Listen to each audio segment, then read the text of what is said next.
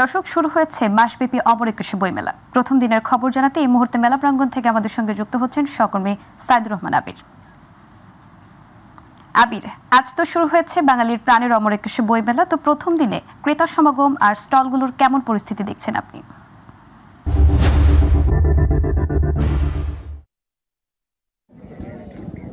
ধন্যবাদ নুসরাত। আপনি জানেন যে ইতিমধ্যে একটু আগে আমাদের সহকর্মী আবু সাইদ অপু যে রিপোর্টটি করেছিলেন সেখানেই আমাদের দর্শকদের উদ্দেশ্যে জানানো হয়েছিল যে বিকেলে ঠিক 3:30টার সময় বাংলা একাডেমি প্রাঙ্গণে অন্তর্বর্তীকালীন সরকারের প্রধান উপদেষ্টা ডক্টর মোহাম্মদ ইউনূস উনি সশরীরে এই উদ্বোধনী অনুষ্ঠানে অংশ নিয়েছেন এবং আনুষ্ঠানিকভাবে এই অমর একুশে বইমেলার উদ্বোধন করেছেন।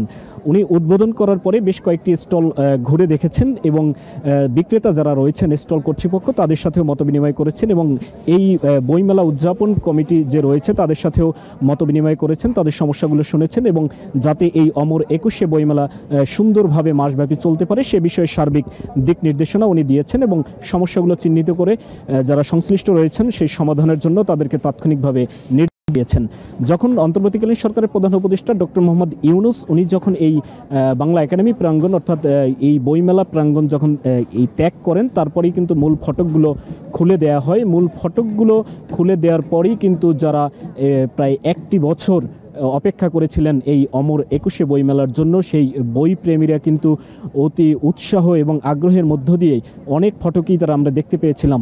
তখনই দেখছিলাম যে অনেক ফটকই তারা অপেক্ষা করছিলেন যে কখন আনুষ্ঠানিকতা শেষ হবে এবং তাদের প্রবেশের অনুমতি মিলবে। যখনই প্রধান উপদেষ্টা এই স্থান ত্যাগ করেন বইমেলার প্রাঙ্গণের তারপরেই কিন্তু বই প্রেমীরা পাঠক পাঠিকা সর্বস্তরে শিশু থেকে শুরু করে বৃদ্ধ পর্যন্ত তারা সবাই কিন্তু আস্তে আস্তে প্রবেশ করতে শুরু করেছেন বাংলা একাডেমির যে বইমেলার মূল প্রাঙ্গণ।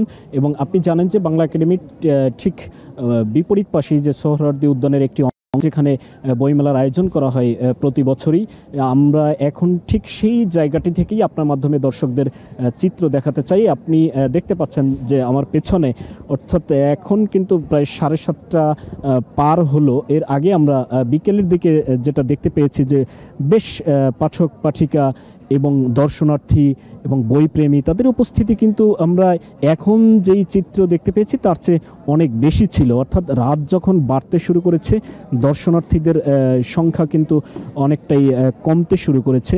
আর আপনি দেখতে পাচ্ছেন যে স্টলগুলো রয়েছে সেই স্টলগুলোতে কিন্তু বইপ্রেমীরা তারা ঘুরে দেখছেন, বিভিন্ন ধরনের বই খুঁজছেন, তাদের পছন্দ মতো সেই বইগুলো খুঁজছেন এবং অনেক বই দেখছেন এবং কেউ কেউ বই আজকের প্রথম দিনেই কিনেও নিয়ে যাচ্ছেন। আমরা কথা বলেছিলাম যে এখানে স্টল কর্তৃপক্ষ বিভিন্ন ধরনের স্টল, প্রায় 1000-এর উপরে স্টল রয়েছে। সেই স্টলে যারা আছেন বিক্রেতা তাদের সাথেও কিন্তু আমরা কথা বলেছিলাম। তারা কিন্তু আমাদেরকে যেটা জানিয়েছেন সেটি হচ্ছে যে আজকে অনেকেই বই দেখছেন, তবে বই ক্রেতার সংখ্যাও কম না, কিনে নিয়ে যে যাচ্ছেন তো সেই সংখ্যাটাও একদমই কম না।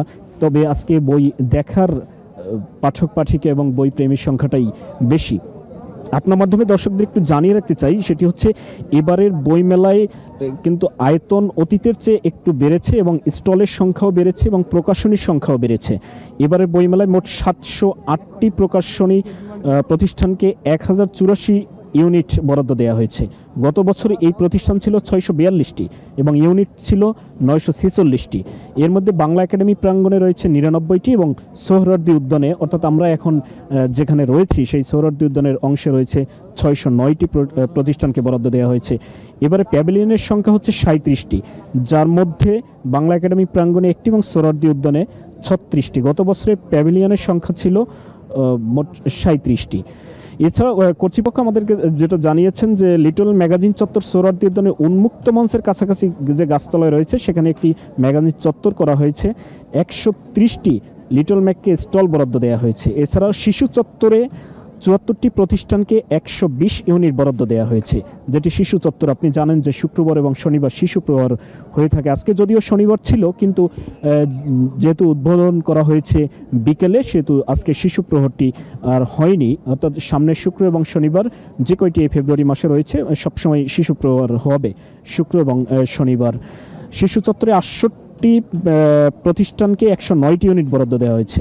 বাংলা একাডেমি বই এবং এই যে বইমেলায় অংশগ্রহণকারী অন্যান্য প্রতিষ্ঠান 25% কমিশনে বই বিক্রি করবে এমন বেশ কয়েকটি প্রতিষ্ঠানই রয়েছে।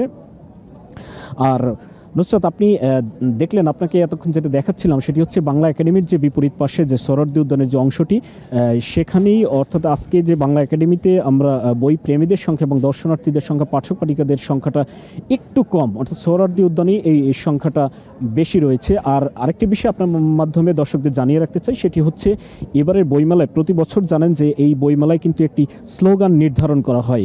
অন্যান্য বছরের বিভিন্ন ধরনের স্লোগান ছিল, এবারের স্লোগানটি একটু ভিন্ন রকম। সেটি হচ্ছে, যেহেতু বইমেলা আমাদের অমর একুশে বইমেলা, ভাষা শহীদদের প্রতি এবং ভাষা সংগ্রামীদের প্রতি শ্রদ্ধা জানিয়ে এবং ৭১-এর মুক্তিযুদ্ধের যারা শহীদ হয়েছেন এবং মুক্তিযোদ্ধাদের প্রতি শ্রদ্ধা জানিয়ে এবং এই দেশের সকল গণতান্ত্রিক আন্দোলনে যারা শহীদ হয়েছেন এবং যারা অংশ নিয়েছেন সকলের প্রতি এবার শ্রদ্ধা জানিয়ে স্লোগান নির্ধারণ করা হয়েছে এই সরকারের পক্ষ থেকে এবং বাংলা একাডেমির পক্ষ থেকে, অর্থাৎ সংশ্লিষ্ট যেসব কর্তৃপক্ষ রয়েছে তাদের সকলের সম্মিলিত একটি সিদ্ধান্তের মধ্য দিয়ে এবারে স্লোগান হচ্ছে জুলাই গণ অভ্যুত্থান, নতুন বাংলাদেশ বিনির্মাণ। এই স্লোগানে শুরু হয়েছে অমর একুশে বইমেলা।